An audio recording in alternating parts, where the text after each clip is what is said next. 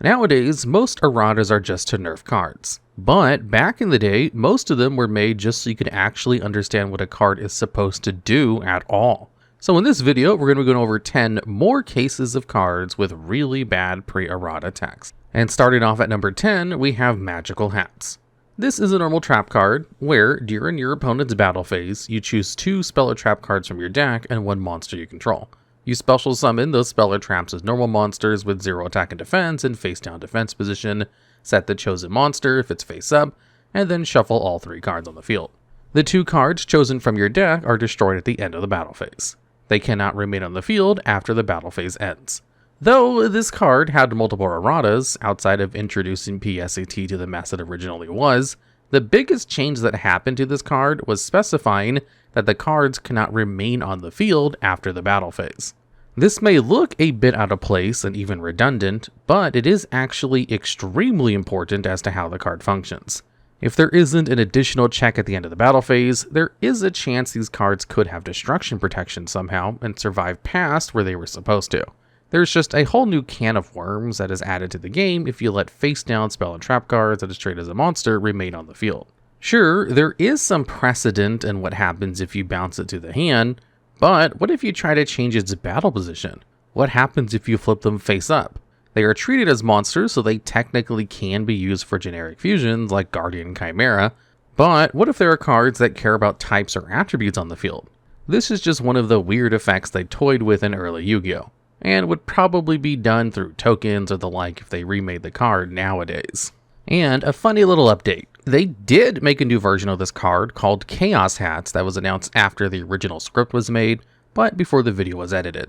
Its effect is very similar to the original, except they solve a lot of the rulings problems by giving the spell and trap cards you pull from your deck full stats, types, attributes, levels, and even a name, as their name becomes Chaos Hats while on the field, and even while face down.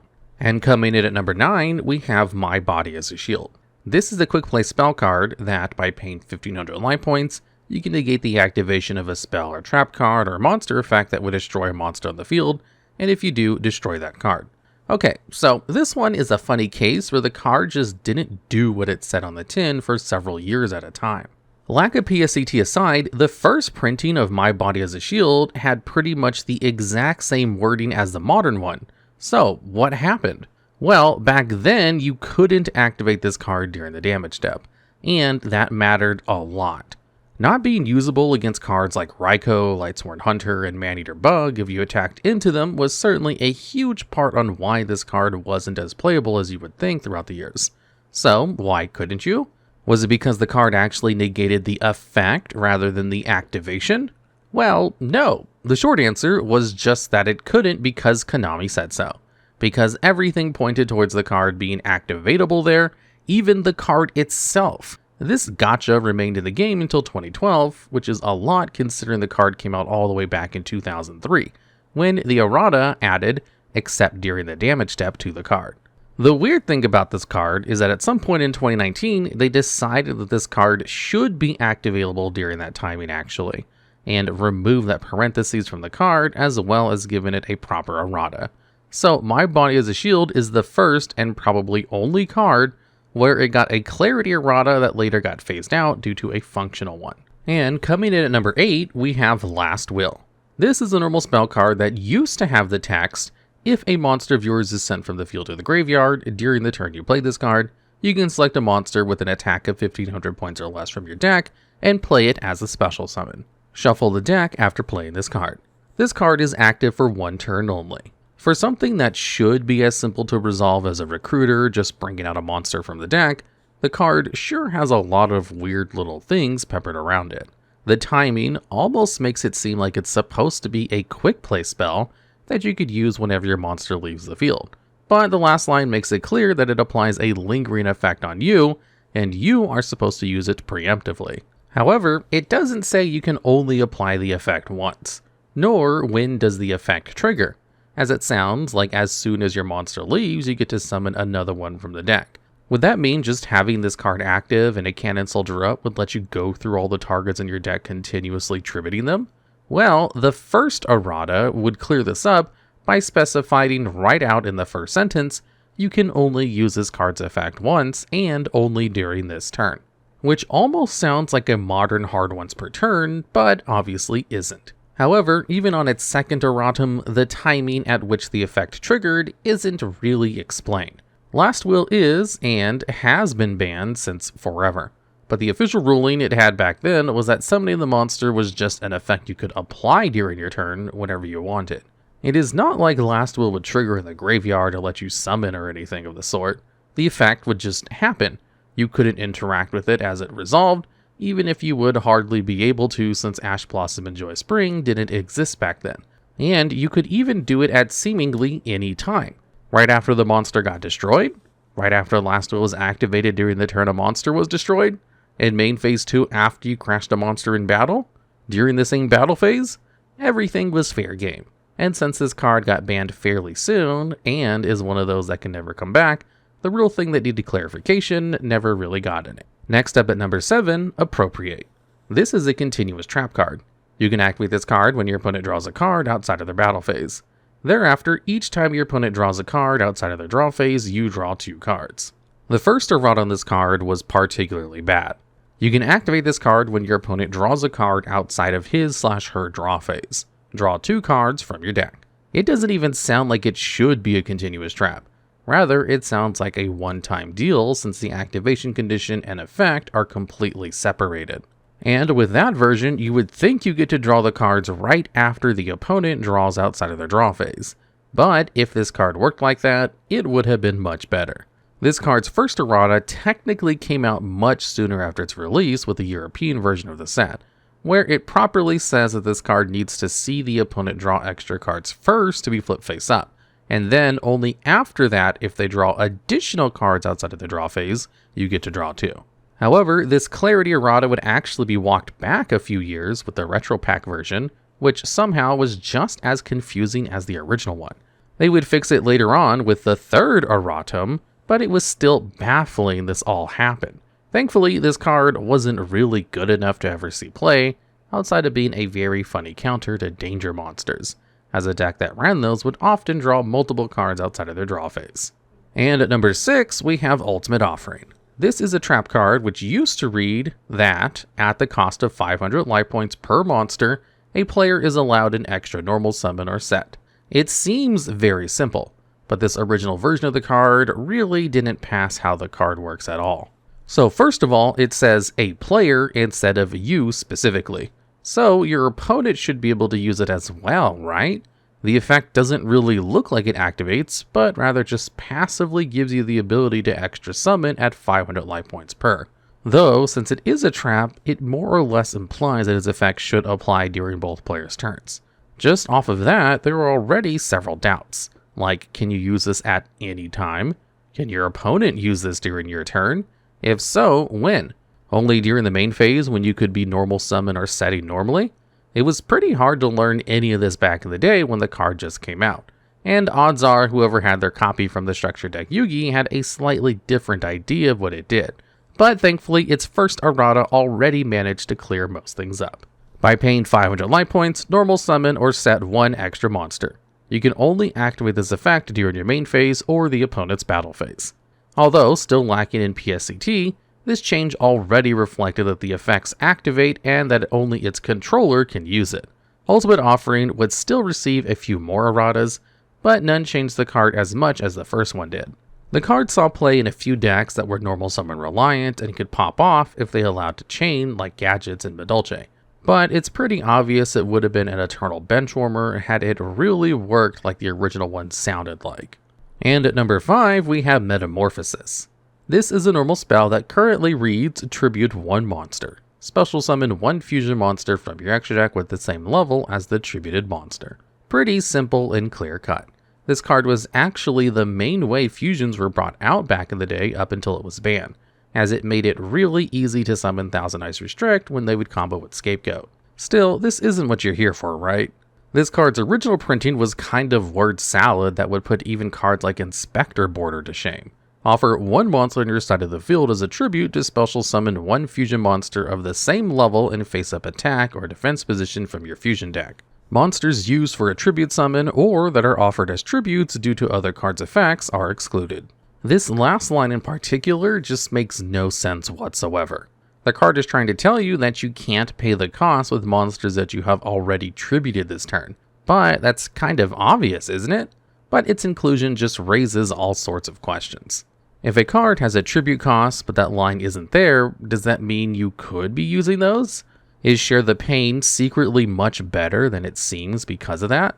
Well, not really. This is just a case of less being more.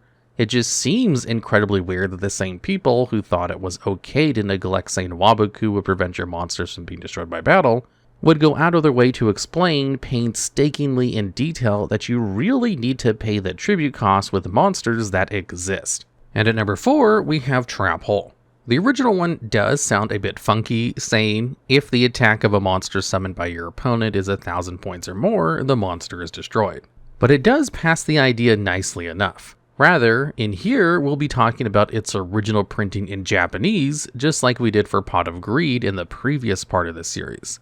So, Trap Hole was actually the original trap card. It was the first time Konami made a card that can only be activated during your opponent's turn. So, a couple things about the original Japanese. When your opponent summons a monster with an attack of 1,000 or more to the field, destroy Trap Hole and one monster. 1. It doesn't say the monster needs to be normal summoned or set to hit it. Granted, that wasn't really going to come up in the Volume 1 when the game came out, but it sure would on its next printing where it had a similar effect and shared the set with the Flute of Summoning Dragon. Secondly, well, it is the same thing that Pot of Greed had. In the back row, it explicitly says it destroys itself after the activation because the rules didn't say that normal spells and traps would just resolve and go to the graveyard at the time. What made this even more confusing for Trap Hole was that traps as a whole were still fresh, so it really wasn't clear how you were supposed to do this. The rules were ambiguous, and for some it even sounded like you had to flip the card preemptively and leave it on the field like a continuous trap, so that it could destroy itself when seeing a monster get summoned. Thankfully, this all got cleared up nicely by the card's 4th errata overseas, which is much more like the one we first received in the West. And at number 3, we have Prohibition.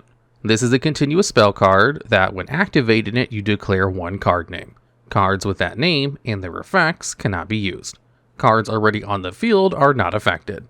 Well, this is the version most of us TCG players should be familiar with anyway. The text itself isn't confusing, but this is yet another example of a card you would need a rulings page to understand what it truly does. Preventing you from using the effects of the declared card is easy enough, and there are already tons of cards that do similar things.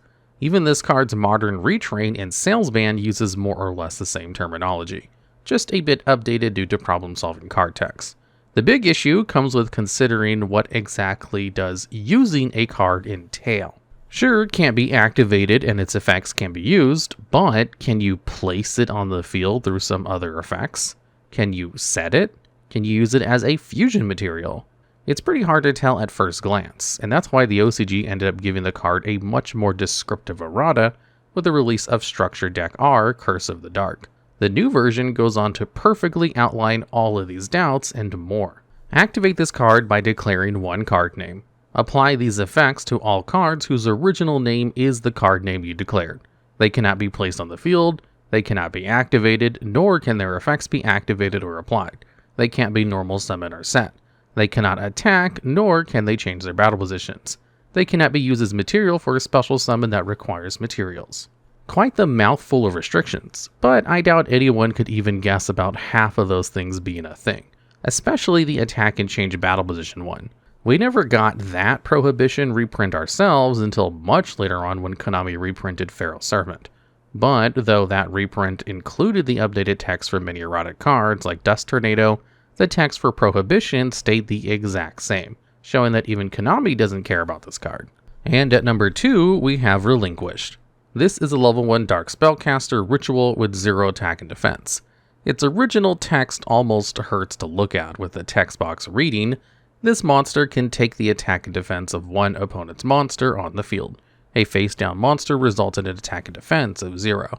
Treat the selected monster as an equip magic card and use it to equip Relinquish. You may use the effect only once per turn and can equip Relinquish with only one monster at a time. When your opponent's monster attacks the monster with an attack higher than Relinquish, the equipped monster is destroyed instead of Relinquished. Any life point damage you receive from the attacking monster when Relinquish is equipped is also inflicted on the opponent. So really, ancient wording aside, this card just straight up does not do what it's supposed to do. First of all, the two battle-related effects only imply they work when your opponent is attacking, when they are supposed to just work for all the battles. The protection one almost makes it sound like Relinquish is going to activate as soon as an attack is declared and to destroy the equipped by itself, rather than it just being a protection effect. The second one reflects battle damage, but only when the opponent is hitting into you for some reason, which means you can't even do the old trick of crashing your own Relinquish into a huge monster for a win. And last but not least, this card straight up lacks the rule text that says it can be ritual summoned with Black Illusion Ritual. By the rules of the game, this version straight up doesn't work. Granted, the ritual spell does mention Relinquished, but Relinquish not mentioning it would break a bunch of interactions that make rituals what they are.